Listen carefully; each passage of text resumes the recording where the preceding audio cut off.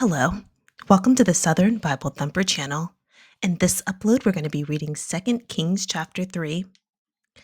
Now, Jehoram, the son of Ahab, began to reign over Israel in Samaria the 18th year of Jehoshaphat, king of Judah, and reigned 12 years. And he wrought evil in the sight of the Lord, but not like his father and like his mother, for he put away the image of Baal that his father had made. Nevertheless, he cleaved unto the sins of Jeroboam the son of Nebat, which made Israel to sin. He departed not therefrom. And Mesha, king of Moab, was a sheepmaster, and rendered unto the king of Israel 100,000 lambs and 100,000 rams with the wool.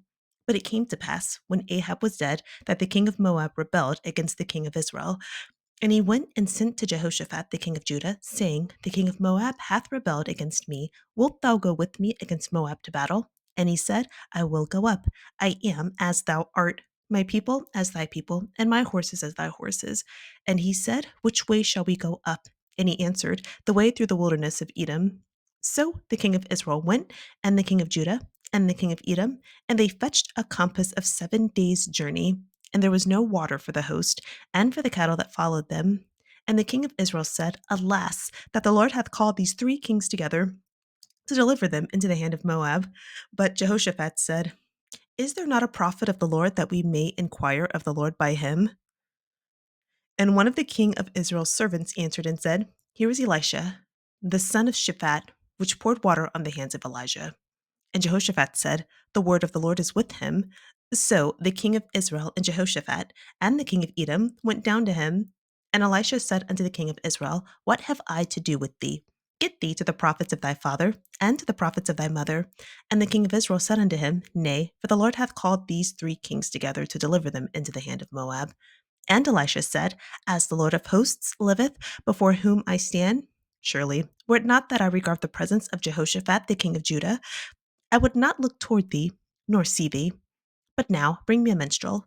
And it came to pass, when the minstrel played, that the hand of the Lord came upon him.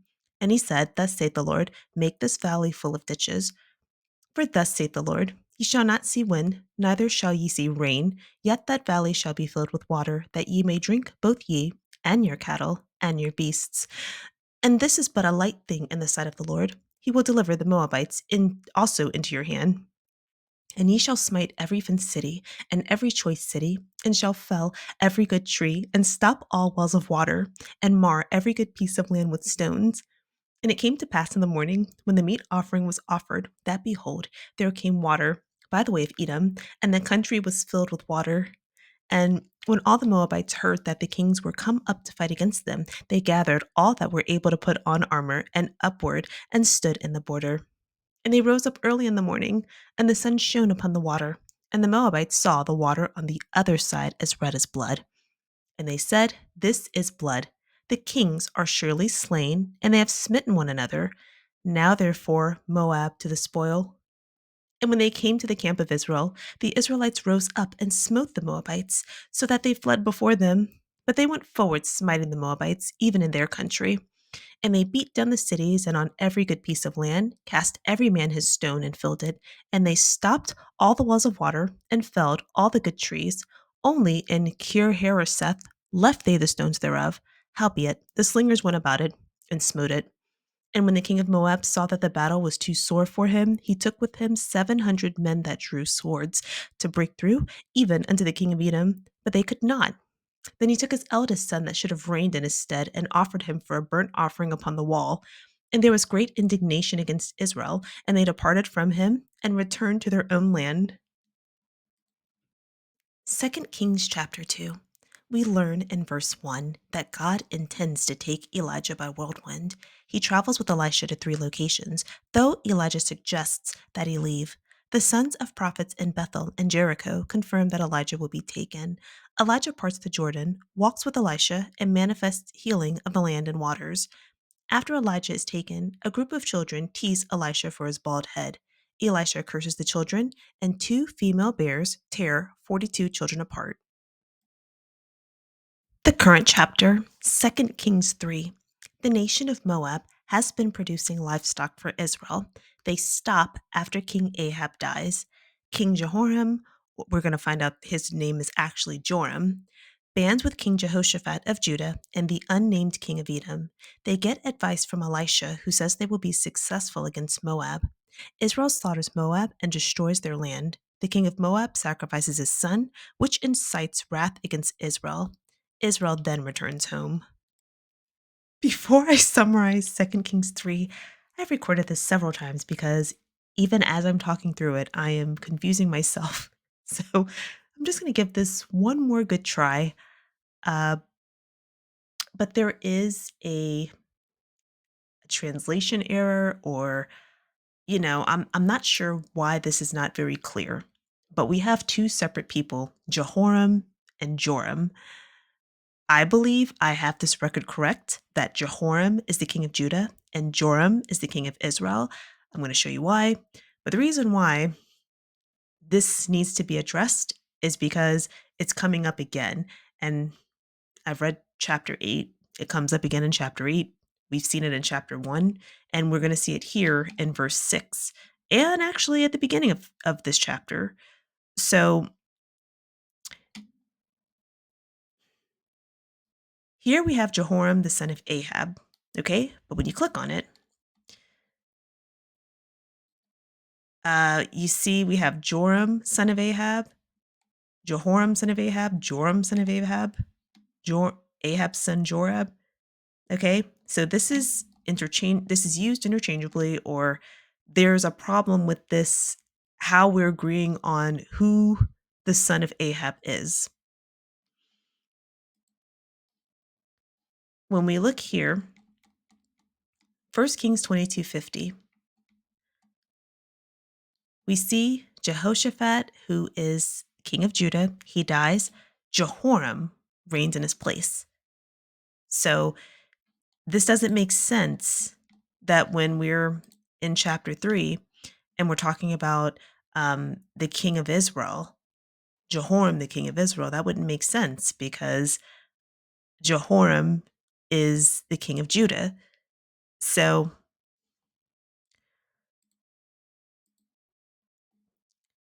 but we even see this here.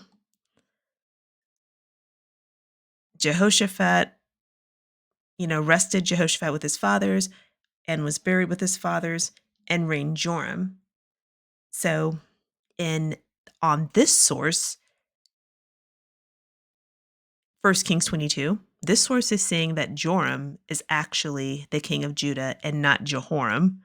But for all of these translations to be different, this one, okay, for all these translations to be different, there has to be some sort of discrepancy or some sort of miscommunication for some sources to say Jehoram, some to say Joram. Now, ultimately, it's up to the reader what they believe, but this is just something I wanted to point out because it's something that I was stuck on when I was reading. So we even see this in the interlinear, and this is so important because this is the closest version that we have to the original Bible. We look here, 1 Kings 22:40. After Ahab, his son Azahiah reigns in his place. We see this here again. The interlinear, 1 Kings 22:40. Ahab, his son Azahiah. Okay? When you look here, this is 2 Kings 1:17. So Azahiah dies, but since Azahiah doesn't have a son, his brother Joram becomes king. Now in the King James, it says, and Jehoram reigned in his stead. This doesn't make sense to me. This is when I first noticed it because this doesn't make sense. But when we look here at the original source, Jehoram succeeds Azahiah. So this is saying that Jehoram again is a king of Israel. So Azahiah died and Jehoram became king in his place in the second year of Joram. So I could have this incorrect, but I really think I have it correct. So we come here to chapter 8, 2 Kings chapter 8, verse 21. So here we have Judah, the territory of Judah. They have control over two other territories, Edom and Libnah, and they lose control in this chapter. Do you see how there's another this discrepancy again? Joram, Jehoram, Joram, Jehoram. And see again how this same source is now saying Jehoram, he's reigning in Judah. I thought you just said Jehoram succeeds Ahaziah of Israel. But now the same source is saying Jehoram is reigning in Judah. Then also, when we look at this same source, verse 16, year 5 of Joram, son of Ahab, king of Israel. This is why I think I have it correct, that Joram is the king of Israel. Jehoram is the king of Judah. I hope that makes sense because it took me a long time to make it make sense to myself. So I just wanted to share that. And yes, now we will continue with the summary. So I'm going to keep referring to the king of Israel as Joram and the king of Judah as Jehoram. Um, I'm not God. I have no heaven or hell to put anyone in. I didn't write the Bible, but based on what I presented, I really think I have it correct. On top of that, it helps me to stay organized in my own head. Okay. So, what we're dealing with now, uh, verses 1 through 8, the King Joram, okay?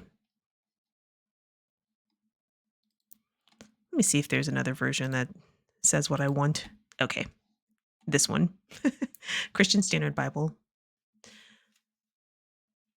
So, the king of Israel, Joram, he came to power or became king of Israel when King Jehoshaphat was still in power of Judah, and he had been reigning over Judah for 12 years. Ahab did what was evil in the Lord's sight, but he put the idol of Baal away. He still was sinful, though. We learn that the kingdom of Moab has been providing livestock for Israel, and after Ahab's death, they stop providing livestock. So in verse 6, King Joram of Israel decides he's going to mobilize and attack Moab. He asks King Jehoshaphat, who is king of Judah, to assist him with this attack to get Moab under control. And Jehoshaphat responds he will go. So after meeting up, they decide they're going to travel through the wilderness of Edom. And they also get the king of Edom, which is interesting because the last time we heard about the king of Edom, they didn't have a king, they just had a deputy. But in this chapter, they have a king now. So as they're traveling through the wilderness, King of Edom joins the king of Judah and the king of Israel. So 3 kings. But after traveling for some time, they don't have enough water for their men or their animals. So, verse 10,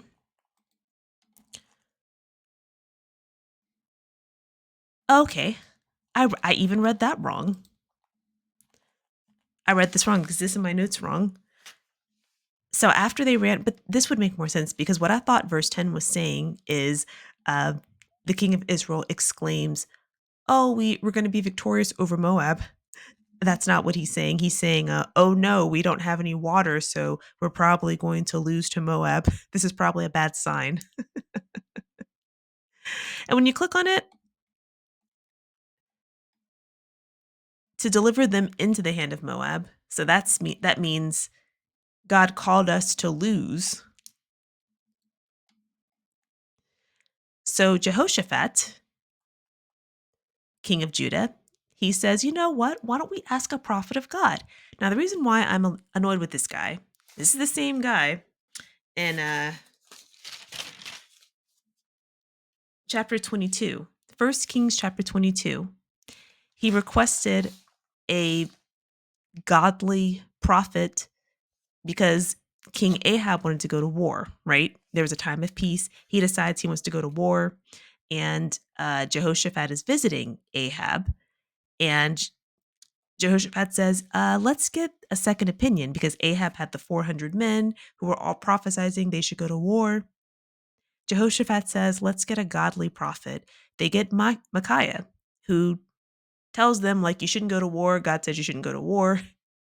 King Ahab imprisons the prophet, and then Jehoshaphat goes to war with Ahab anyway, even after getting this information. So it's just, why are you asking for help when you didn't follow it the first time? And the guy got imprisoned. The prophet was imprisoned. He was minding his business. You called him for information and then did not take his advice and you jailed him. So now these three kings need water. And Jehoshaphat says, let's ask one of these godly prophets. So one of King Joram's servants, the king of Israel,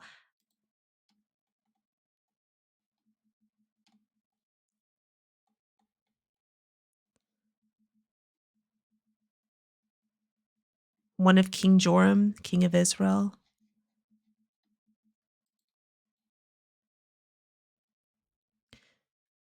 So one of the king of Israel's servants say Elisha is a prophet. Jehoshaphat recognizes Elisha's name and says, yes, we should get information from him. So in verse 13, when Elisha realizes who wants information from him, he says,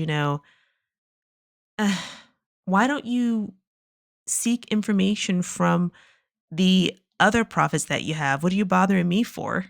Maybe he heard about Micaiah.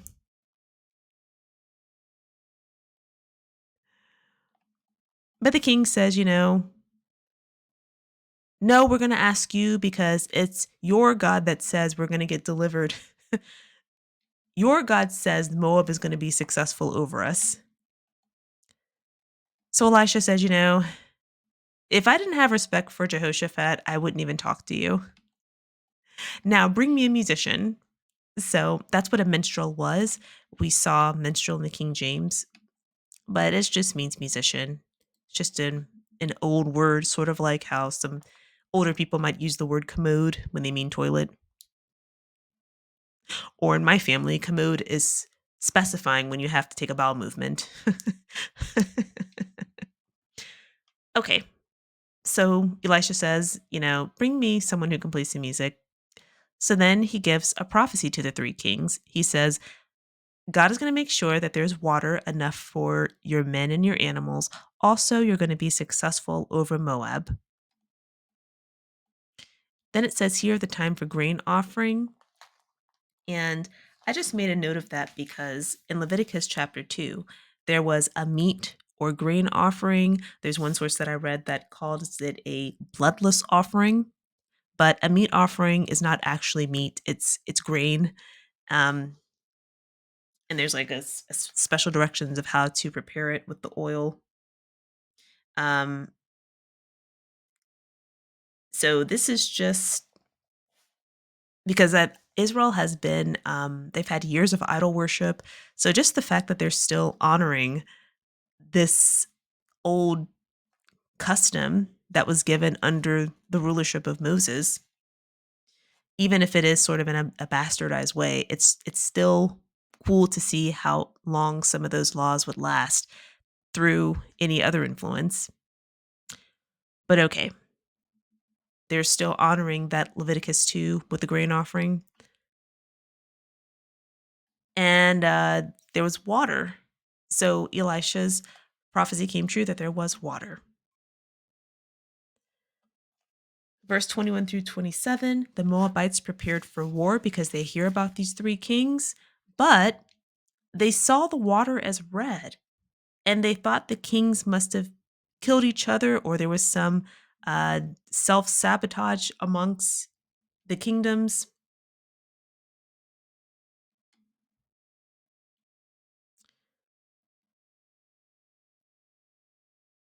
And when the so the Moabites went to attack Israel, and Israel responds swiftly and slaughters them and destroying their cities, desecrating their land. The king of Moab saw that this was a fight he was losing. He took 700 swordsmen to try to break through to the king of Edom, was not successful there.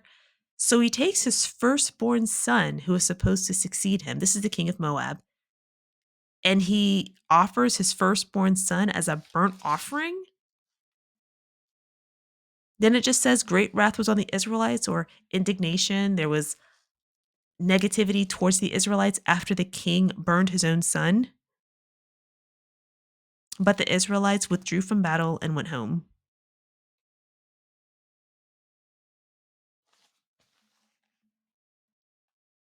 All right. Uh, Not quite sure who won that. Thank you so much for clicking on the video. I love you. Have a wonderful day.